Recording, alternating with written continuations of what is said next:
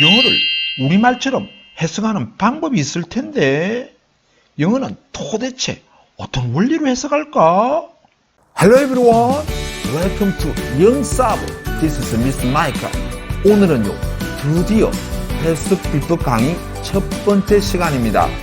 영어 문장을 한글 읽는 것처럼 왼쪽에서 오른쪽으로 쫙 차례대로 정확하게 빠르게 해석하는 방법을 배우는 시간입니다. 물론요, 문법 서술형 문제에도 많은 도움이 될 것입니다.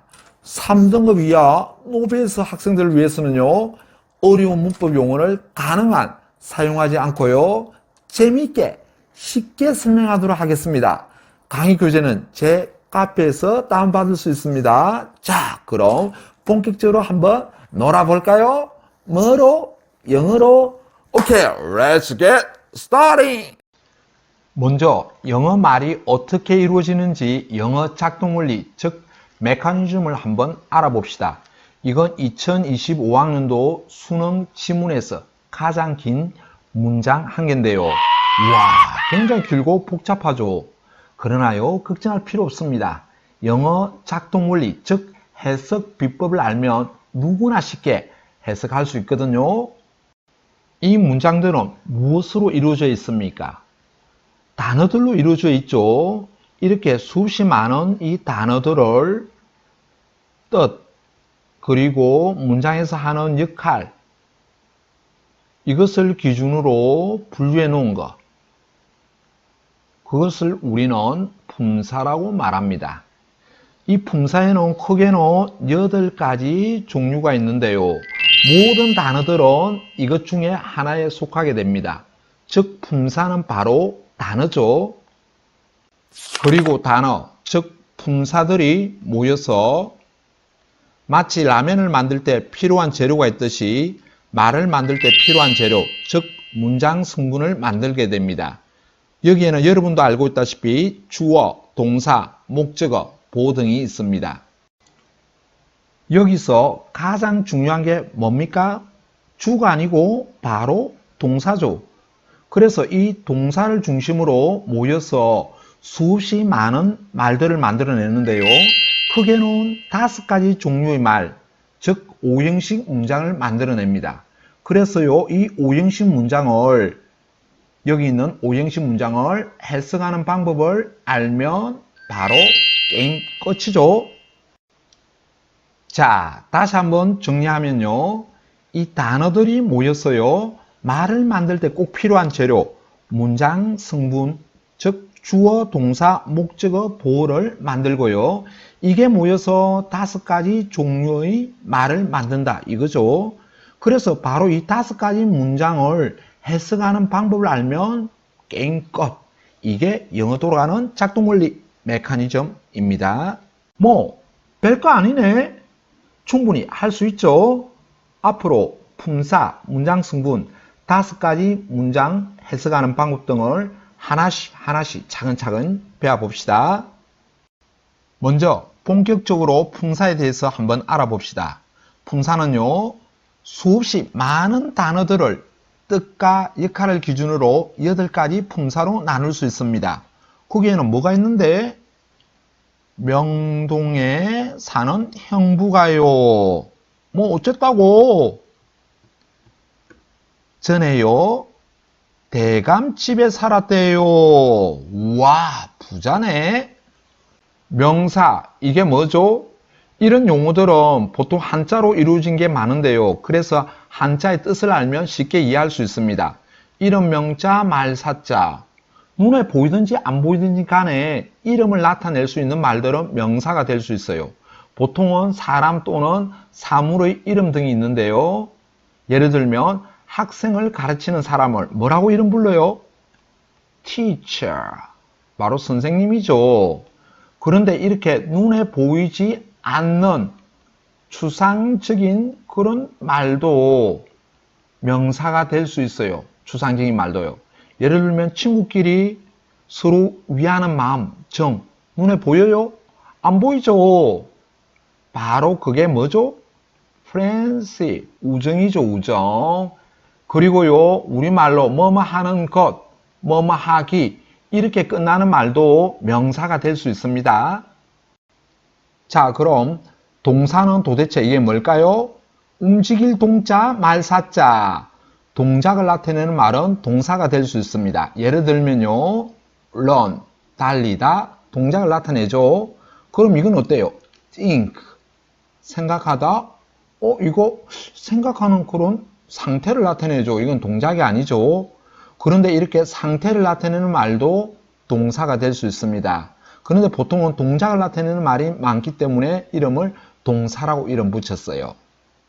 그럼 형용사가 뭐지? 형용사는 우리말로 성질이나 상태 등을 나타내는 말인데 그의 성질이 어때? 착해. 자, 그런데 그녀 상태는 지금 어떤 상태야? 해피, 행복한 상태야. 자, 이런 말들이 모두 형용사가 되죠. 자, 그럼 형용사가 문장에서 어떤 역할을 하죠? 명사를 수식하죠. 예를 들면 소녀. 어떤 소녀? kind. 친절한 소녀. 이렇게 소녀라는 명사를 친절한 이런 형용사가 수식, 즉 꾸며주고 있죠.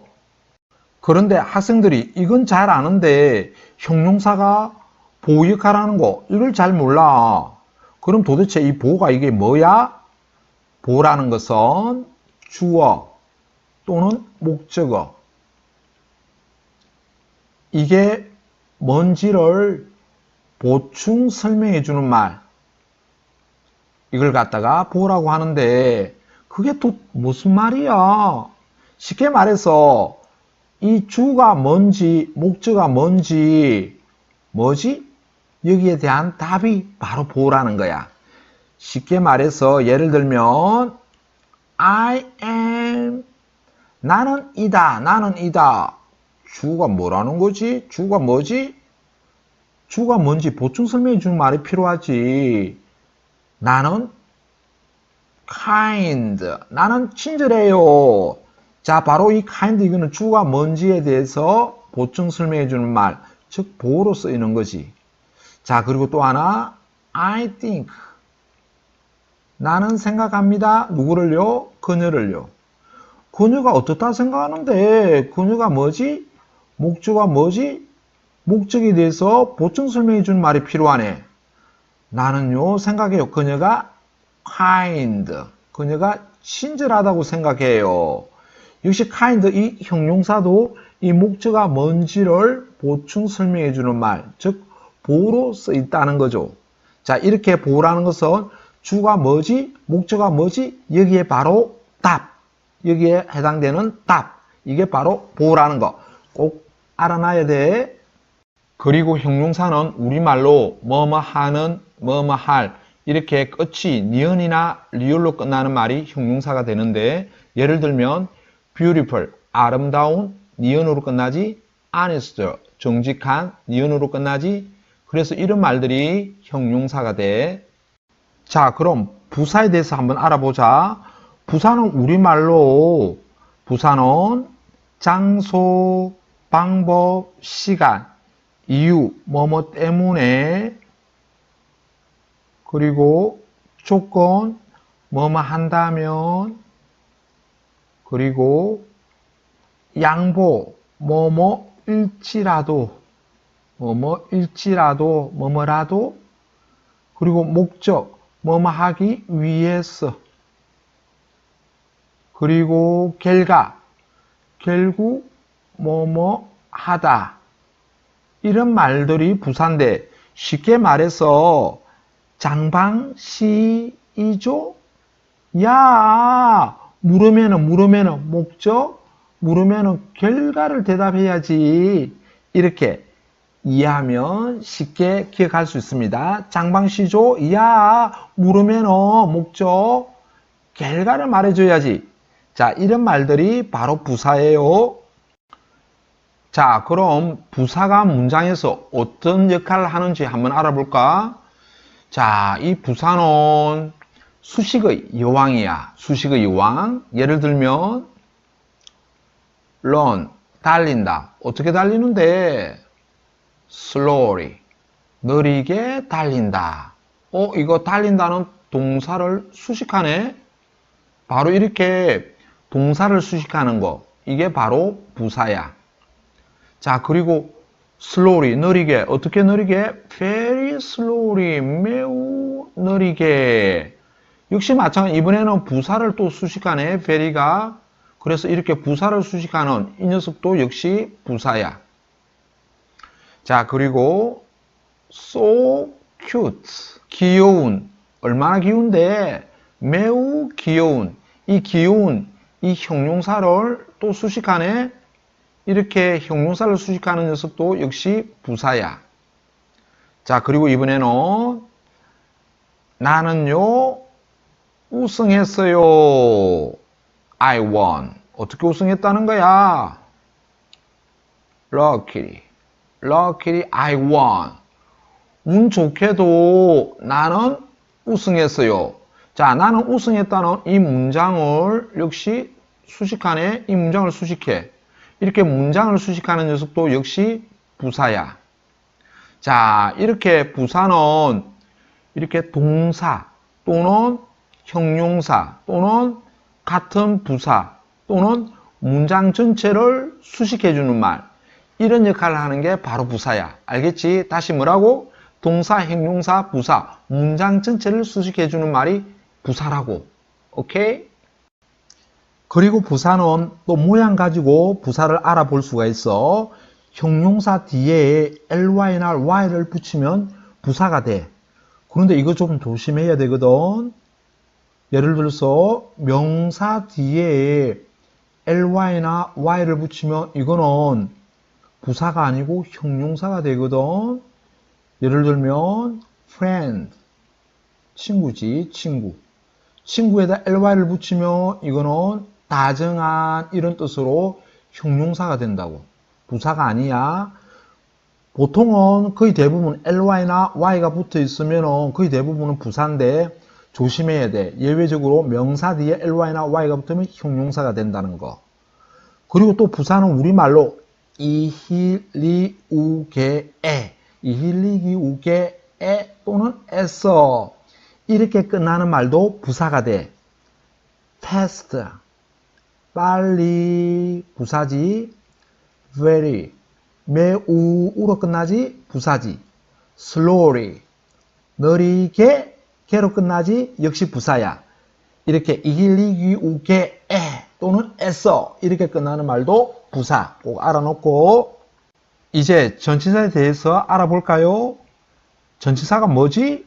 전치사는 at, on, in 이런 것 등이지. 자, 전치사 앞전자, 위치할 치자, 말사자. 즉 전치사는 명사 앞에 위치해 가지고 이 전치사 플러스 명사 이게 동사나 그리고 명사를 수식하게 되지. 그래서 전치사 뒤에는 반드시 뭐가 와야 돼? 명사가 와야 돼. 이게 굉장히 중요해. 만약에 전치사 뒤에 동사가 올 때는 어떻게 해야 돼? 명사를 바꾸야지. 명사로. 그 방법은 동사 뒤에다가 ing를 붙이면 돼. 동사 뒤에다가 뭐 한다고? ing를 붙인다고. 우리는 이걸 뭐라고 해? 동명사라고 하지. 중요해. 전치사 뒤에 뭐가 와야 돼? 명사가 와야 된다는 거. 이거 꼭 알아놓고. 명사. 자, 이때 대자는 대신할 대자지. 즉 명사를 대신하는 말이 바로 대명사야. 예를 들면 남자를 대신하는 말은 he, 그가 되고, 그리고 사람이나 사물의 복수를 대신하는 말, 그들은, 그것들은, 이때는 they가 바로 대명사가 되고, 그리고 사물, 단수를 대신하는 말, 그것, 이때는 바로 it이 대명사가 되거든. 이런 것들이 바로 대명사야. 즉 명사를 대신하는 말이 뭐라고? 대명사라고. 자, 이제 감탄사. 감탄사가 뭐지? 감자는 느낄 감. 그리고 탄식할 탄 말사자지. 즉 우리가 놀라거나 기쁘거나 슬플 때 이런 감정들을, 이런 느낌을 나타낼 때 쓰는 말이야. 예를 들면 우리가 놀랄 때 와후 이런 말 쓰지. 그리고 우리가 기쁠 때 예이 야호 아싸.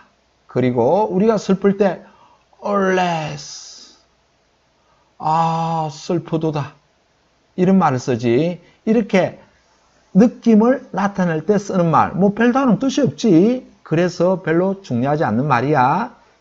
그리고 접속사는 and, but 이런 접속사들이 문장과 문장을 연결해주는, 이런 연결해주는 다리와 같은 이런 역할을 하는 게 바로 접속사야. 그래서 접속사 뒤에는 바로 이렇게 문장, 즉 주어 동사가 나와야 돼. 예를 들면 우리가 뭐뭐 때문에 이런 말 뒤에 뭐뭐 때문에 뒤에 문장, 즉 주어 동사가 나온다면 뭐뭐 때문에 어떤 말을 적어야 되겠지? because of가 아니고 뭐지? because 이게 답이 되겠지. 이렇게 접속사 뒤에는 반드시 주어 동사가 나와야 된다는 거, 이거 꼭 알아놓고. 자, 다시 한번 간단하게 정리해 봅시다. 모든 단어들은 8가지 종류로 나눌 수 있댔어요. 그게 뭐지? 명동에 사는 행부가요. 전에요. 뭐야? 대감집에 살았대요. 이렇게 8가지로 나눌 수 있다 했지. 자, 그런데 알고 보면은 크게는 명사, 동사, 형용사, 부사 이렇게 4가지로 나눌 수 있거든. 왜 그러냐면은 전사 뒤에는 명사가 오게 되지. 그래서 전사 플러스 명사 이 녀석이 동사를 수식하는 부사가 돼. 그리고 또 전사 플러스 명사가 명사를 수식하는 형용사가 되거든. 그래서 전사 뒤에 명사는 형용사 아니면 부사라는 거지. 그리고 또 대명사 이 녀석은 명사를 대신하는 말이니까 명사의 일종이야. 그리고 감탄사는 느낌을 나타내니까 별로 중요하지 않지. 그리고 접속사는 뒤에 문장이 와서 이게 명사가 되거나 혹은 형용사가 되거나 부사가 돼. 이거는 나중에 또 내가 자세히 설명해 줄게. 그래서 결국에는 명사, 동사, 형용사, 부사 이렇게 4가지가 된다는 거지. 그래서 이 4가지는 굉장히 중요하니까 이 4가지 개념을 확실히 정리하고 알아놔야 돼. 알겠지? 오케이. 자, 오늘은 해석 비법 강의 첫 번째 시간으로 영어 작동 원리와 품사에 관해서 공부해 보았습니다. 자, 다음 시간에는요, 문장 성분에 대해서 알아보겠습니다.